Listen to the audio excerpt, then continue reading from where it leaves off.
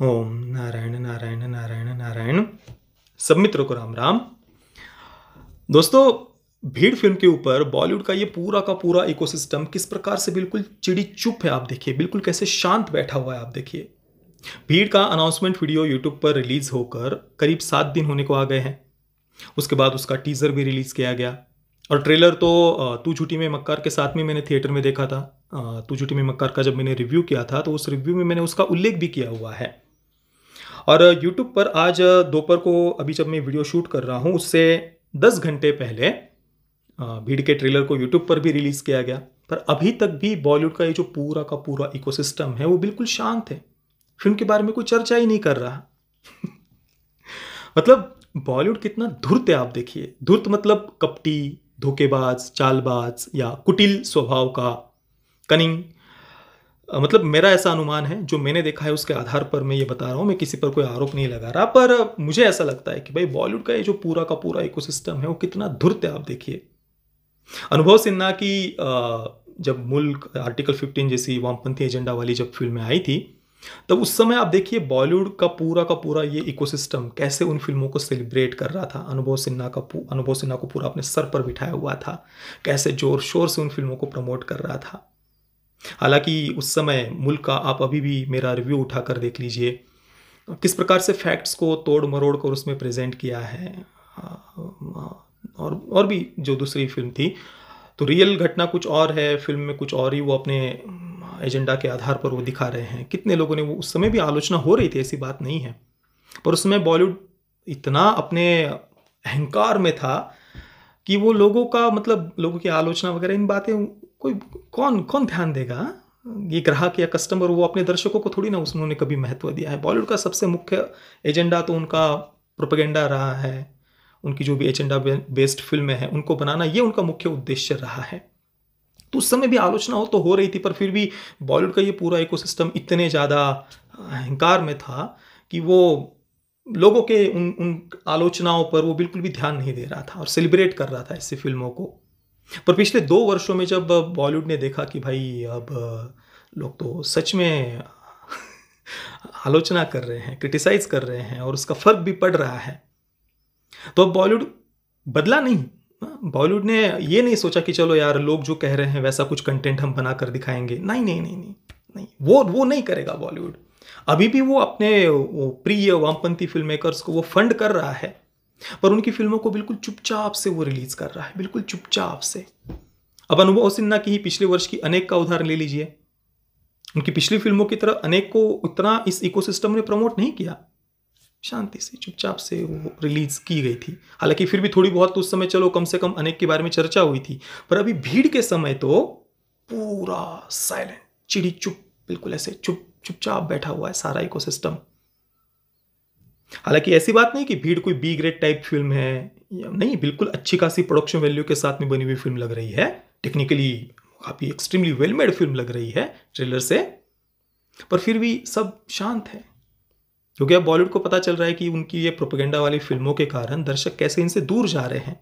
पर इन्हें ऐसी फिल्में बनाना बंद नहीं करना है, अपने प्रिय वामपंथी फिल्म मेकर्स को फंड तो करना है, पर एक दूसरा रास्ता भी ले लिया है बॉलीवुड ने कि चुपचाप उनको रिलीज कर देंगे, क्या पता चलेगा लोगों को।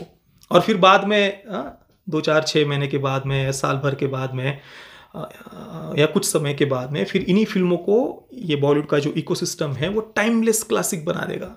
आर्टिकल्स लिखे जाएंगे, टाइमलेस क्लासिक। अभी एन एक्शन हीरो के समय भी मैंने देखा, थिएटर में तो कोई देखने नहीं गया उस प्रोपेगेंडा फिल्म को, और बाद में इकोसिस्टम ऐसे आर्टिकल्स लिख रहा था कि थिएटर में तो लोग देखने नहीं गए, पर ओटीटी पर मिल रहा है बहुत प्यार, ढेर सारा प्यार। लोग दुख व्यक्त कर रहे हैं कि हाय रे हाय, काश हम इस फिल्म को थिएटर में देखने गए होते। इस प्रकार के इस प्रकार के आर्टिकल्स लिखे जा रहे हैं। और मैंने अभी 10-12 दिन पहले एक वीडियो भी मैंने इस पर बनाया था कि बॉलीवुड किस प्रकार से कुछ फिल्मों को बिल्कुल साइलेंटली, चुपचाप से रिलीज कर रहा है। कई सारी फिल्मों के मैंने उसमें उदाहरण दिए हुए हैं, ये वीडियो आप हमारा अवश्य देखना। पिछले 1-2 वर्षों में बहुत सारी ऐसी फिल्में आई है, अनुभव सिन्हा के द्वारा ही प्रोड्यूस की गई। अभी एक फराज नाम की भी फिल्म आई थी, हंसल मेहता ने डायरेक्ट किया हुआ था, पिछले महीने ही 3 फरवरी को बिल्कुल नगण्य ऐसी स्क्रीन पर उसे रिलीज किया गया, और वो भी टेक्निकली वेल मेड फिल्म थी, अच्छे खासे प्रोडक्शन वैल्यू के साथ में बनी हुई फिल्म थी। और भी बहुत सारे, आप वो हमारा वीडियो देखिए, उसमें मैंने कई उदाहरण दिए हुए हैं। तो अभी भीड़ में भी हम देख रहे हैं, ट्रेलर से ही हर एक सीन में, हर एक डायलॉग में हम देख रहे हैं, वो बस प्रोपेगेंडा के अलावा तो और कुछ भी हमें दिखाई नहीं दे रहा। कोरोना महामारी के समय ऑलरेडी हमने अनाउंसमेंट वीडियो में बहुत सारे अनाउंसमेंट वीडियो पर जब मैंने वीडियो बनाया था भीड़ के, तब मैंने काफ़ी चर्चा की हुई है, वो सब बातें रिपीट नहीं करूंगा, पर फिर भी कुछ कुछ बातें हम दोबारा से यहाँ पर मैं चर्चा करना आवश्यक है उनका। कोरोना महामारी के समय जब जो भी देशभक्त, जो देश प्रेमी जनता है, लोग हैं, वे हर संभव अपने अपने तरीके से कुछ ना कुछ योगदान दे रहे थे, अपनी अपनी कोई ना कोई सेवा दे रहे थे देश के लिए। जितने भी देश प्रेमी लोग हैं या राष्ट्रवादी संगठन है, और जो भी शासन प्रशासन, हर तरफ से सभी कोई अपने अपने तरीके से प्रयास कर रहा था। देश के जितने भी बड़े बड़े उद्योगपति हैं, वो भी अपने अपनी तरफ से जितने भी योगदान हो सके, पैसों के माध्यम से हो सके तो पैसों के माध्यम से, या अन्य कोई मेडिकल सुविधाएं अगर वो उपलब्ध करा सकते थे, कोई मशीनरीज वगैरह उपलब्ध करा सकते थे, जो भी अपने अपने तरीके से सब प्रयास कर रहे थे। पर तब ये पूरा का पूरा वामपंथी इकोसिस्टम, लेफ्ट का इकोसिस्टम, ये वोक्स लिबरल्स, वो क्या कर रहे थे? वो देश में रूमर्स फैला रहे थे, झूठ फैला रहे थे, लोगों को और ज़्यादा डरा रहे थे, कभी वैक्सीन को लेकर तो कभी और किसी मुद्दे को लेकर लोगों को और ज़्यादा वो भ्रमित करने का प्रयास कर रहे थे, झूठ फैला रहे थे। और कुछ वामपंथी पत्रकारों ने तो स्मशान भूमि में ही ठेला लगा लिया था। लोगों की दुख वेदना, उसको उन्होंने उसके फोटोशूट्स चल रहे थे, स्मशान भूमि में ठेला लगा लिया था। और वो फोटोशूट्स वगैरह, ये सब पूरा वामपंथी इकोसिस्टम वेस्टर्न मीडिया के साथ में मिलकर भारत को अंदर से अस्थिर करने का प्रयास कर रहा था, एक अशांति फैलाने का प्रयास कर रहा था वेस्टर्न मीडिया और हमारे लेफ्ट का ये पूरा का पूरा इकोसिस्टम मिलकर। ये हमने देखा ना, हमारी आंखों के सामने की सारी बातें हैं। किसी न किसी प्रकार से भारत का सिस्टम अंदर से कैसे पूरी तरीके से फेल हो चुका है, ये जताने का, ये दिखाने का प्रयास हो रहा था। हालांकि हमने देखा कि कई सारी यूरोपियन कंट्रीज उसके कोरोना के बाद में उनकी आर्थिक रूप से कमर टूटी पड़ी हुई है, एक इकोनॉमिक क्राइसिस से वो गुजर रहे हैं, आज भी नहीं उबर पाए हैं। हम भारत के इर्द गिर्द के सारे देश आप उठाकर देख लीजिए, क्या हालात है आर्थिक रूप से उनके। जितनी भी बड़ी बड़ी डेवलप्ड कंट्रीज है, यूके के आप हालात देख लीजिए, यूनाइटेड किंगडम, ब्रिटेन, देखा ना पिछले वर्ष हमने बहुत कुछ होते हुए देखा। ऐसे बड़े बड़े सो कॉल्ड डेवलप्ड कंट्रीज के ये हालात हैं। कई सारी यूरोपियन कंट्रीज जिनका मुख्य इनकम सोर्स टूरिज्म है, उसमें भी सेक्स टूरिज्म है, बड़े बड़े नाइट क्लब्स, ब्रोथल्स, प्रोस्टिट्यूशन, वो सब ठप हो गए थे कोरोना के समय। पर इसी समय जब दुनिया के ज्यादातर देश इकोनॉमिक क्राइसिस से गुजर रहे थे या आज भी गुजर रहे हैं, उसी समय भारत विश्व की सबसे ज्यादा तेजी से उभरती हुई अर्थव्यवस्था बनकर सामने आया पूरे विश्व के। पर यह कुछ लोगों के आंखों में चुभ रहा है और इस कारण से वो दुनिया को ये नहीं दिखने देना चाहते, या भारत की जो छवि है वो नहीं सुधरने देना चाहते। अभी भी उन्हीं अपने जो एजेंडा बेस्ड खबरें हैं या जो भी एक वन साइडेड नैरेटिव है, उसी को वो स्प्रेड करने का काम कर रहे हैं।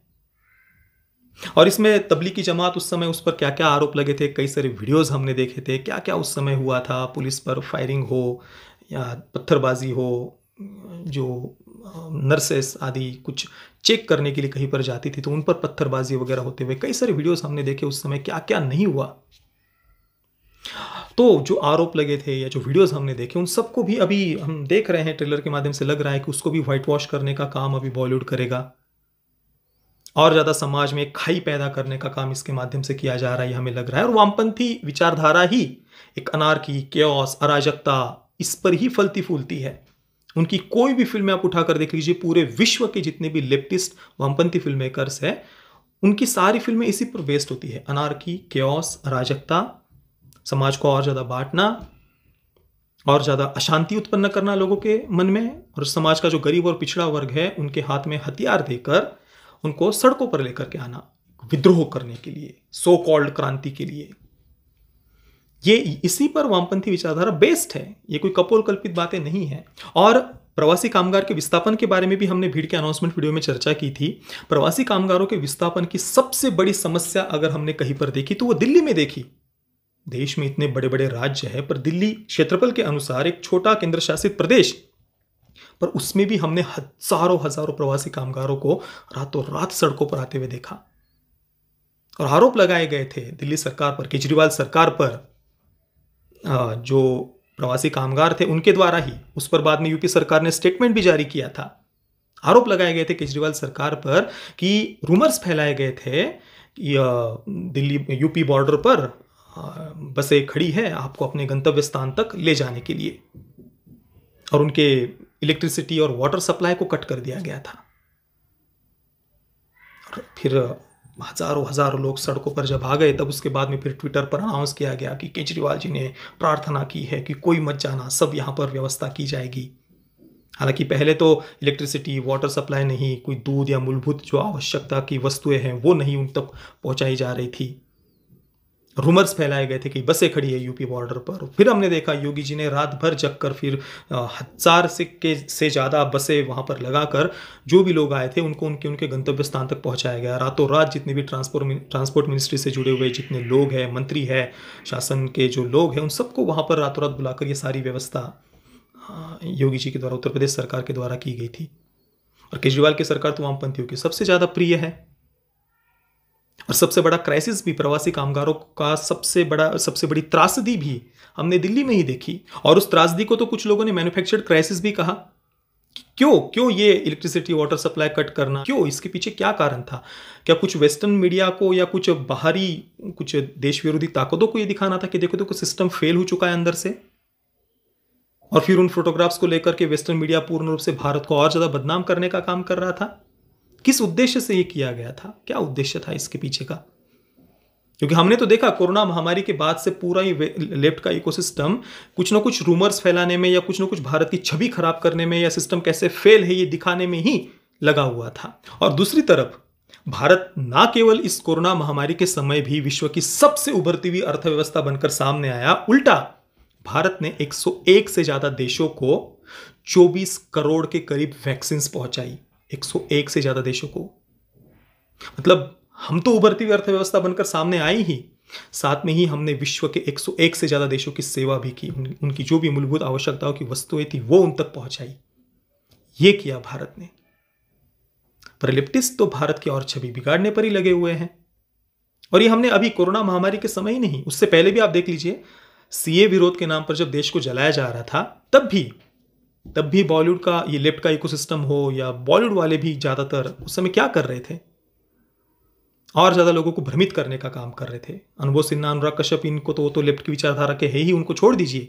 उसके अलावा भी चाहे ये इसमें जो भीड़ में मुख्य भूमिका में है राजकुमार राव हो, आयुष्मान खुराना हो, विकी कौशल हो, सिद्धार्थ मल्होत्रा हो, या इवन मनोज वाजपेयी, या मैंने कई बार ये नाम आप देख सकते हैं ट्वीट्स वगैरह उस समय, ये सब जब दिल्ली पुलिस ने जो सो कॉल्ड स्टूडेंट्स, जो उग्रवादी कट्टरपंथी मानसिकता के जो दिल्ली को जला रहे थे, आगजनी कर रहे थे, उन पर जब दिल्ली पुलिस ने कार्रवाई की, तो उसके बाद में ये पूरा का पूरा, लगभग पूरा का पूरा बॉलीवुड, कुछ इक्का दुक्का एक्सेप्शंस शायद छूट गए होंगे, ये पूरा का पूरा बॉलीवुड दिल्ली पुलिस को घेरने का काम कर रहा था। यानी जो देश को जला रहे थे उनका और ज्यादा मनोबल बढ़ाने का काम कर रहा था। पर अब पिछले 2 वर्षों से हम देख रहे हैं कि बॉलीवुड ने अब अपनी स्ट्रेटेजी शायद बदल दी है। अब खुलकर ज्यादा कुछ बॉलीवुड का ये इकोसिस्टम किसी मुद्दे को लेकर सड़कों पर आ नहीं रहा या लोगों को उकसा नहीं रहा। अब शांति से बैकग्राउंड में चल रहा है, ऐसे चुपचाप से फिल्में बनाकर रिलीज कर रहे हैं और बाद में शायद उनको टाइमलेस क्लासिक बनाकर घोषित कर दिया, दिखाकर ऐसा दिखाया जाएगा, टाइमलेस क्लासिक। मतलब इतना बॉलीवुड हम पिछले वर्ष देखा, लोगों ने किस प्रकार से बॉलीवुड को दूर हो गए दर्शक बॉलीवुड से, इतनी आलोचना देश भर में हो रही है, पर फिर भी कंटेंट में कोई बदलाव नहीं कर रहा बॉलीवुड। आज भी 99% इनका जो कंटेंट है वो इसी प्रकार का प्रोपेगेंडा कंटेंट है। और फिर ये पूछते हैं कि भाई हमें लोग क्यों नहीं देख रहे, हमारी आलोचना क्यों हो रही है? देखो ये लोग हेट स्प्रेड, कोई हेट स्प्रेड नहीं कर रहा, लोग तो बस पूछ रहे हैं कि क्यों बॉलीवुड, क्यों? लोग तो उल्टा कह रहे हैं ना कि अच्छा कंटेंट बनाओ, और तो वो तो बॉलीवुड खुद ही नहीं बना रहा, तो लोग क्या करेंगे फिर? बाकी दोस्तों, आपके इस पूरे विषय पर, इस भीड़ के ट्रेलर पर क्या विचार है, मुझे आप नीचे कमेंट में अवश्य बताना। ये वीडियो देखने के लिए आप सभी मित्रों का बहुत बहुत धन्यवाद। जय श्री राम, वंदे मातरम।